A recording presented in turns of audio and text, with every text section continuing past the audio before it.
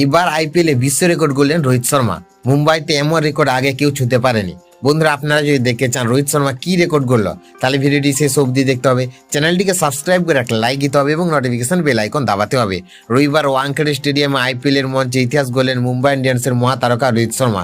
Royal Challenger বেঙ্গালুরুর বিরুদ্ধে ম্যাচে তিনি প্রথম ক্রিকেটার হিসেবে মুম্বাই ফ্র্যাঞ্চাইজির হয়ে 6000 রান পূরণ করার অন্যান্য কীর্তি অর্জন করেন। এই মাইল ফলক ছুঁতে তার প্রয়োজন ছিল মাত্র 6 রান। আর ম্যাচের তৃতীয় ওভারে একটি দৃষ্টিনন্দন পুল শট ছক্কা মেরে সেই লক্ষ্য পূরণ করেন তিনি। 241 রানের বিশাল লক্ষ্য তাড়া করতে নেমে শুরু থেকে আগ্রাসী মেজাজে দেখা যায় রোহিতকে। ওপেনিংয়ে তিনি বুঝিয়ে দেন কেন তিনি দলের অন্যতম স্তম্ভ। 2011 সালে মুম্বাই ইন্ডিয়ান্সে যোগ দেওয়ার পর থেকে দীর্ঘ 1.5 দশকের যাত্রা এটি তার অন্যতম বড় ব্যক্তিগত সাফল্য। বর্তমানে 231টি আইপিএল ম্যাচে রোহিতের সংগ্রহ 6000-এর বেশি রান। মুম্বাইয়ের সর্বোচ্চ রান সংগ্রাহকদের তালিকায় তিনি অনেকটা এগিয়ে। দ্বিতীয় স্থানে থাকা সূর্যকুমার যাদবের রান 3776, যা রোহিতের তুলনায় অনেকটা পিছিয়ে।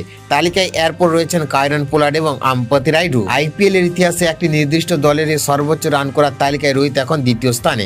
শীর্ষে রয়েছেন Virat Kohli. Champion league T20 মিলিয়ে মুম্বাইয়ের জার্সিতে রোহিতের মোট রান এখন 6275। স্টেডিয়াম জুড়ে রোহিত ধ্বনিতে মুখরিত হয়ে ওঠে গ্যালারি।